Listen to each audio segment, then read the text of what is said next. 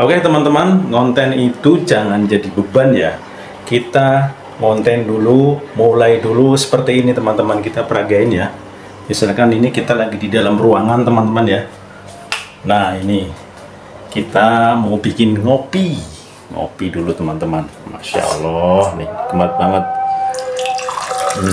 Masya Allah. Nah, kita aduk-aduk teman ya kopinya. Mantap nih. Nah ini kopinya teman. Nah ini mantap, backgroundnya gimana nih tambelnya. Nah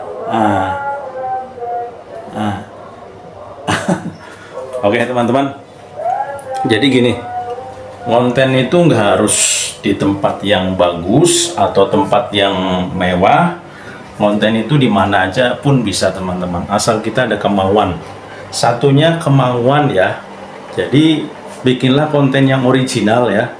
Nah jadi teman-teman itu, nah kita taruh dulu nih kopinya teman-teman ya. Masya Allah, nikmat banget nih kopi pahit ya.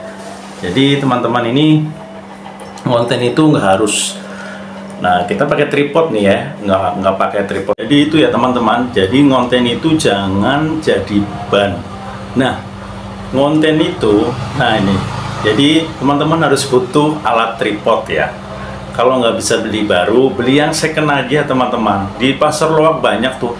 Saya juga pakai barang-barang second itu yang masih bisa dimanfaatin, saya manfaatin ya.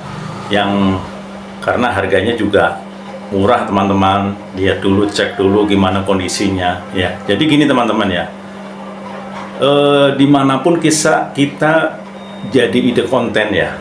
Kalau udah jadi konten kreator, ketemu pemandangan yang bagus, ketemu ide itu langsung eksekusi ya, bener nggak? Ya kan? Jadi nggak harus mikir-mikir ide konten gimana, nah terus gimana cara penyampainya. Yang penting kuncinya apa? Kalau teman-teman jadi konten kreator ya, itu harus siap mental, tahan malu ya. Karena apa? Tujuannya kita kan bagus. Ada yang mengedukasi, ada yang berbagi info jalanan, info rumah, info properti, info perdagangan apalah, info jasa, ya kan banyak teman-teman ya. Jadi teman-teman kuncinya nggak usah pusing-pusing mikirin ide konten, jalanin aja ya teman-teman, videoin bisa bermanfaat. Misalnya teman-teman lagi ada di pemancingan, oh ini pemancingan ini, oh ini tempat museum ini kan. Kalau yang lihat, oh iya ada yang museum tuh di Jakarta, oh ada museum tuh di Jawa Barat ya, oh museumnya seperti ini, oh air terjunnya seperti ini. Nah seperti itu teman-teman ya. Kayak saya ini tripodnya kan, nah usahakan tripodnya jangan terlalu goyang-goyang gini ya. Nah tripodnya agak jelas ya, jadi biar mukanya kelihatan nih teman, yang glowing ya. Ya jadi gitu teman-teman, konten itu kita nggak harus tempat yang bagus, nggak harus kamera yang bagus, nggak harus peralatan yang bagus. Satunya apa? Kuncinya mental dulu, berani ngomong depan kamera. Nah itu ya, kalau udah ngomong depan kamera, mau dimanapun teman-teman pasti nggak ragu, nggak ini lagi, nggak minder lagi ya. Maupun di tempat umum, maupun di tempat dalam rumah, dalam ruangan ya. Jadi teman-teman tuh gini, konten itu jangan fokus di rumah dulu. Jangan fokus di rumah aja, belajar di luar ruangan teman-teman ya. Jadi belajar di di luar ruangan, di tempat publik ya. Jadi kalau emang masih malu ya coba muter-muter di dalam sekitar rumah deh gitu, biar oh ya seperti ini, oh ya seperti ini, biar nggak canggung lagi di tempat umum ya. Jadi teman-teman semangat terus berkonten, bikin video original ya teman-teman ya. Bikinlah karyamu sendiri. Kalau kamu konten kreator itu berarti kamu bikin konten, bukan kamu ambil download video orang terus upload di akun kamu. Melihat video itu view-nya banyak, tapi teman-teman harus hati-hati. Sekarang tuh ketat peraturan, maupun di aplikasi YouTube, di aplikasi biru, di aplikasi hitam, itu sangat ketat sekali biar buat konten kreator ya. Tapi enaknya di YouTube tuh seperti ini teman-teman ya. misalkan saya upload nih ya, makanya teman-teman kalau yang udah punya channel YouTube, download YouTube Studio ya. YouTube Studio sih gunanya buat apa Mas Anto? YouTube Studio itu buat gunanya buat mengecek apa yang belum kita publik, kan masih pribadi ya, masih ada gemboknya itu. Video yang kita hari ini kita bikin konten terus kita upload kan belum dipublikasikan. Kalau teman-teman kalau bikin konten jangan langsung dipublikasikan, dikunci dulu. Nah, kunci dulu, ntar ada setelannya pribadi dan publik ya. Ada setelannya pribadi dan publik ya teman-teman ya. Teman-teman setel dulu pribadi. Nah, jangan dipublikasikan dulu, tunggu 1 menit apa 10 menit. Kalau 10 menit penasaran setengah jam, kalau penasaran sejam ya, cek dulu itu ada tulisan hak cipta apa enggak. Kalau enggak ada tulisan hak cipta polos, berarti konten teman-teman aman, langsung publikasikan aja. Nah, itu kelebihannya. Tapi kalau di aplikasi biru ya, kita nggak tahu, tiba-tiba kena PL ya kan, kena hak cipta ya kan, video kita disenyapkan ya. Di YouTube Studio juga sama. Jadi kita bisa ngecek mana pelanggarannya di video berapa, durasi berapa detik atau 1 menit. Nah, itu kena. Karena apa? Pengalaman saya udah pengalaman, jadi saya menceritakan pengalaman dan kita melihat channel-channel yang udah pada sukses. Oh, seperti ini ya. Terus saya mengalami diri saya sendiri. Oh, kena. Berapa durasi itu punya hak ciptanya orang, itu ada tinjau. Tinggal pilih tinjau aja. Itu gunanya untuk mau dihapus yang kena hak cipta atau dihilangkan suaranya ya. Jadi disenyapkan ya. Makanya itu teman-teman ya, di YouTube Studio tuh, di YouTube tuh aman. Jadi kena pelanggaran apa, kita sebelum dipublik ketahuan kena hak cipta. Kita cek dulu di menit ke berapa, misalkan video panjang misalkan 10 menit. Nah, di menit ke 6 nyampe ke 7 ini kena pelanggaran hak cipta, dia ada suara musik. Nah, makanya teman-teman harus hati-hati. Bikin video di dalam ruangan atau di luar ruangan itu jangan ada video musik kerekam ya. Misalkan teman-teman lagi nyetel TV ada musik dangdut apa, nah itu jangan direkam teman-teman, bahaya banget. Itu rawan banget teman-teman ya. Karena apa? Kita tanpa sadari YouTube pemula main rekam aja. Kadang ada yang rekam di dangdut, di TV, itu paling bahaya teman-teman. Hari itu nggak apa-apa, nanti sebulan, 2 bulan, 3 bulan itu paling rawan ya. Bakal ketahuan pelanggaran, biar view-nya banyak, tiba-tiba kena hak cipta. Hak cipta itu mungkin kalau yang punya musik disetujuin, tapi kan teman-teman rugi. Bagi 100%, teman-teman cuma dapat 20% kalau nggak salah. Yang 80 buat yang punya royalti ya, yang punya lagunya. Kan capek-capek kita bikin video. Emang bikin video itu aduh, ngopi dulu deh teman-teman ya. Udah bikin ngopi serak nih. Nah, nih, ngopi dulu, kita ngopi hitam ya, biar semangat bikin kontennya. Bismillah. Mantap. Jadi kita lanjut lagi. Bikin konten itu nggak semudah yang teman bayangkan. Kalau teman-teman udah di luar, misalkan di taman bikin konten, niat banget nih bikin konten ya, di luar ruangan, maksudnya di taman atau di pemandangan, teman-teman kan butuh biaya, ya kan? Nah, butuh biaya. Tiba-tiba ada musik yang kerekam. Teman-teman bikin konten durasi 10 menit. Ada yang musiknya kerekam, hak cipta, misalkan 5 menit, rugi nggak? Ya kan rugi lah, harus dihapus ya kan? Nah, mau nggak mau harus dihapus, karena itu ada kena hak cipta musik yang kerekam di video kita. Makanya teman-teman kalau mau ngonten makanan di warung, di apa, kalau ada musik mendingan cari yang nggak ada musik ya. Biasanya gitu, tukang-tukang dagang itu biasanya biar nggak jenuh nyetelin musik, tiba-tiba ada konten kreator tanpa sadari konten kreator ini lagi ngerekam, lagi bikin review makanan atau lagi bikin iseng lah gitu, tiba-tiba ada musik yang kerekam, itu sensitif banget. Makanya teman-teman harus hati-hati bikin konten ya. Emang ide konten itu nggak usah mikirin ide konten, apapun jadi ide konten. Tapi teman-teman harus hati-hati dalam merekam ya. Jangan asal upload, cek dulu.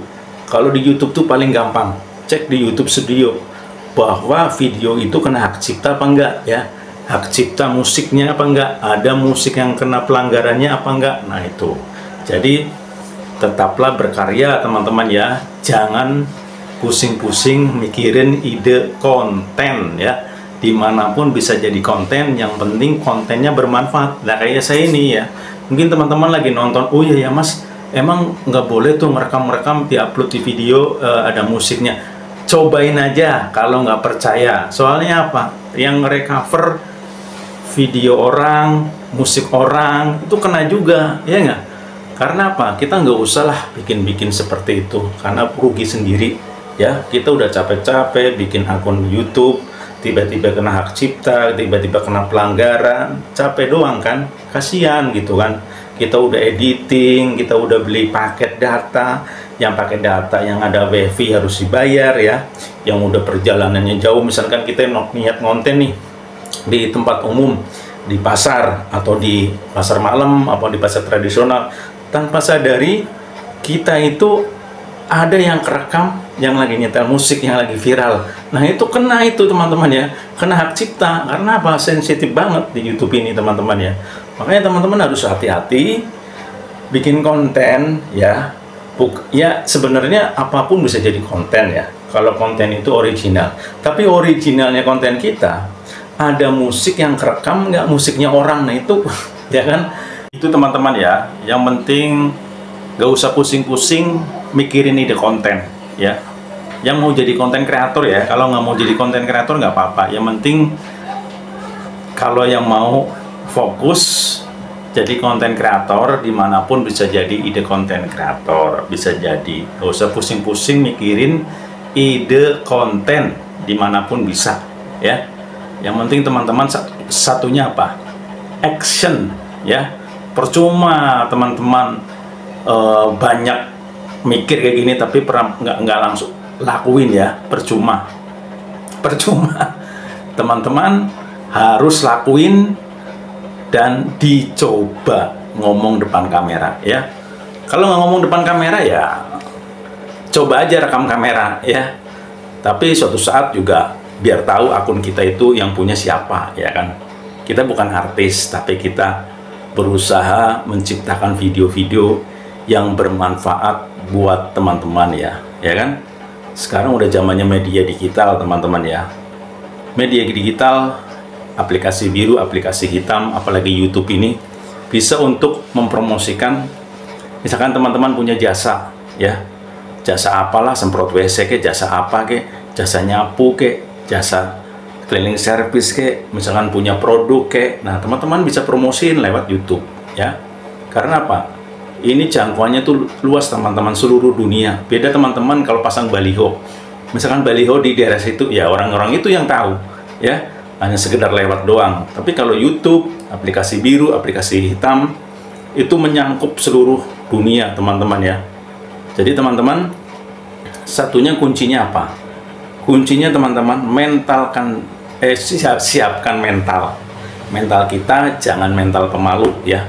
Karena kita berbagi info, ngapain pemalu, kecuali teman-teman maling ya, maling. Nah itu kita nggak maling kok, kita konten kreator, kita menyajikan konten-konten yang positif buat orang yang nonton. Mungkin orang ini setelah lihat videonya Mas Anto ini, jadi semangat lagi ngontennya. Wah saya ngontennya nggak perlu ke tempat yang mewah-mewah, konten yang sekitar lingkungan aja.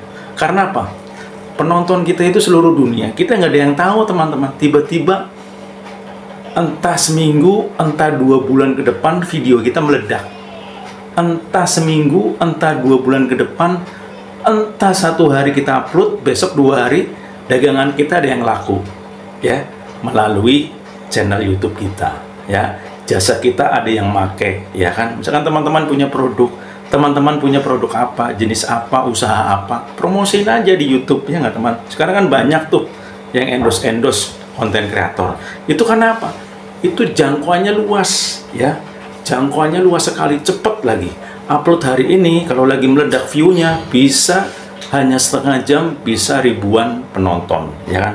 Coba kalau masang baliho, orang itu yang lewat, orang ini yang lewat, udah pasangnya mahal ya kan. Nah itu sekarang udah zamannya media teman-teman. Yang penting teman-teman berkaryalah ya. Yang teman-teman jangan reupload, Jangan ngambil video orang, terus mentang-mentang yang ditonton videonya orang itu view-nya banyak, biar di download, masukin ke akun kita, biar view-nya kita banyak.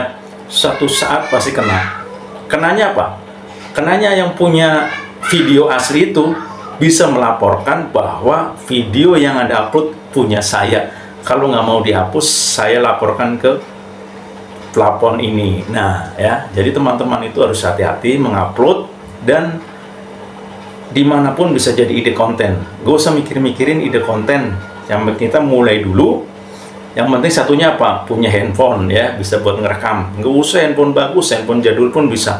Nah kayak saya nih, handphone jadul nih, bisa udah ribuan video saya menghasilkan ya. Karena apa? Satuannya kemauan. Kemauan dulu yang utama, kemauan, dan siapkan mental kita ya. Yang penting teman-teman jangan malu-malu kalau mau niat jadi konten kreator ya. Salam sukses untuk semua dan untuk keluarga teman-teman. Oke, assalamualaikum warahmatullahi wabarakatuh.